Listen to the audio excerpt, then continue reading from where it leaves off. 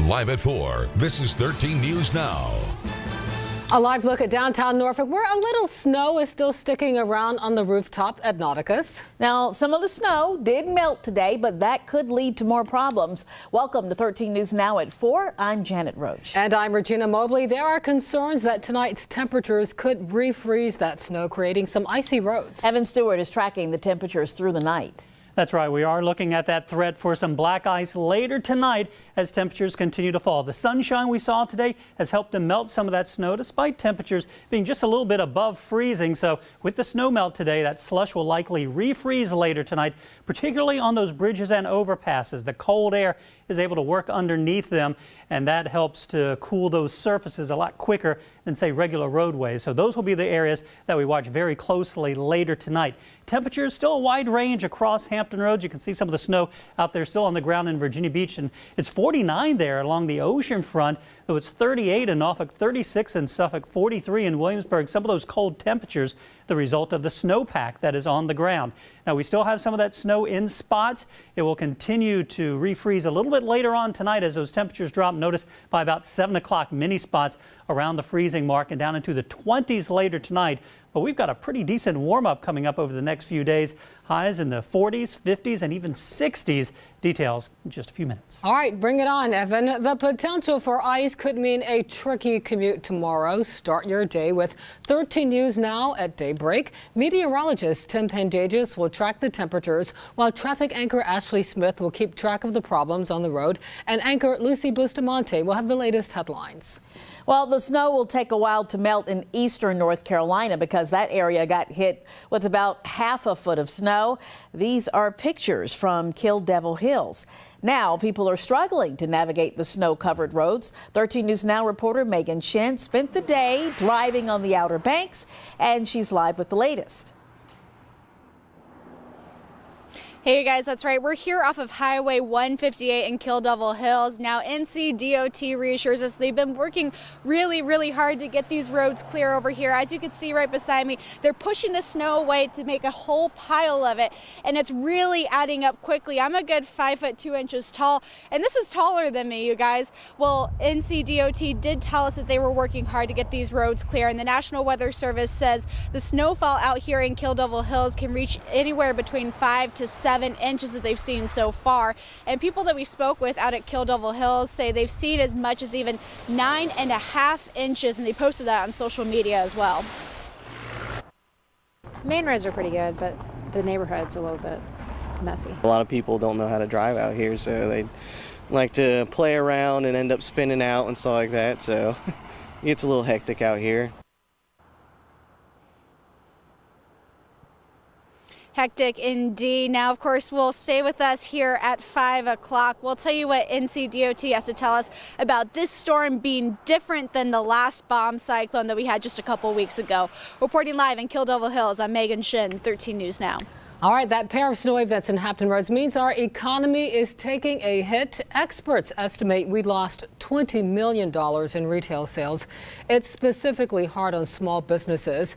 These are empty seats at a normally busy seafood restaurant in Chesapeake. Owners of several businesses at the strip mall just got back to normal today. Xanadu Salon says its hairstylists have seen paychecks cut in half because of slow business. Some of the blame, the kids being out of school. A lot of our daytime appointments are moms who are coming when their kids are in school and their kids aren't in school. Well, Virginia Beach public schools were closed again today, and this marks the 7th day of missed classes due to the snow. This afternoon, our crews drove around on the main roads and in neighborhoods around Virginia Beach, and you can see most of the snow has already melted, but some is still left on the streets, making it slick. We reached out to Virginia Beach Schools Superintendent Dr. Aaron Spence, and he says there's a lot of things that they consider when deciding to delay or cancel classes.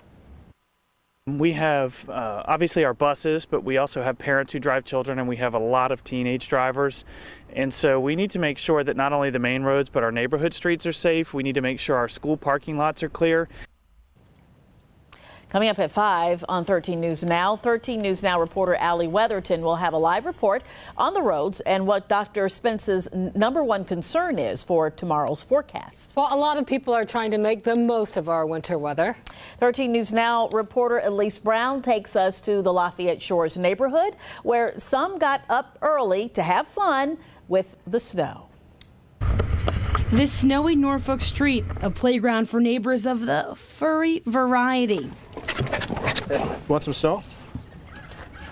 He likes it.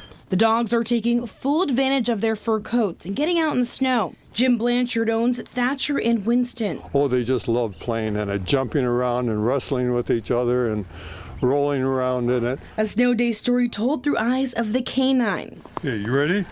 Playing fetch today is a little easier than it was 2 weeks ago. Because when we played fetch, I'd throw the ball, we'd lose it right in the deep snow. But today it's bouncing, and they have a great time. Also out for a morning stroll is Bones and his owner Dave Dodson. But I take him out for a walk about a half an hour or so, and he does like eating snow. And he's got about 2 inches worth to eat. I grew up in Michigan, 300 inches a year up in the Upper Peninsula. This is nothing. This isn't even a dusting. But the ice has a texture to it. It's very rough, and so it's not too difficult. People aren't spinning their tires, and I can walk on it, and I won't slip. The second snowfall leaving people to again wonder if the city should plow neighborhood roads. No, I don't think that we should do that. That would be a cost that would be exorbitant. No, it's not worth it. I mean, it lasts a few days. We can all deal with it. And the dogs certainly don't seem to mind. In Norfolk, Elise Brown, 13 News Now. Just into the newsroom, police at Christopher Newport University and Newport News are investigating a report of a sexual assault on campus. The crime log shows it happened late Tuesday night outside Gosnode Hall. That is the building where student services such as admissions and financial aid is held.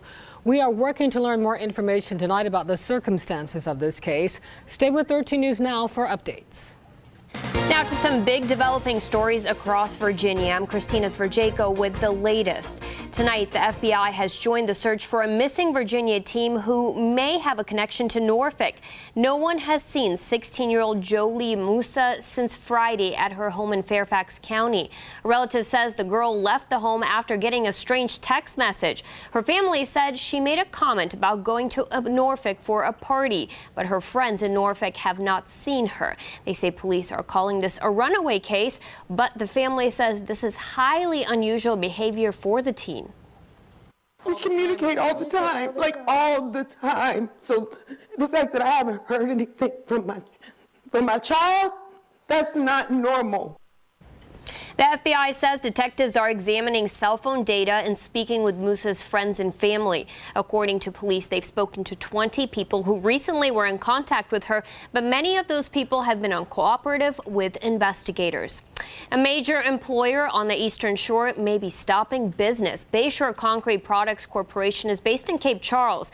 It is the largest private employer in Northampton County, but a spokesperson for the company says that while the company is finishing its existing contracts, it is not expecting to get any new work beyond this year. And Bayshore has put its plant up for sale. The company says it will work with the state to try to find opportunities for affected workers.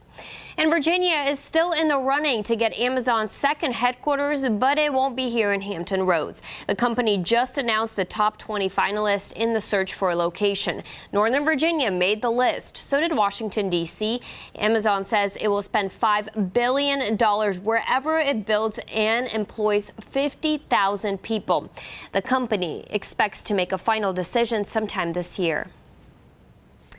New at 4, the list keeps growing and growing. We are now up to 8 candidates, 6 Democrats and 2 Republicans, who all want to be Virginia's next 2nd District representative.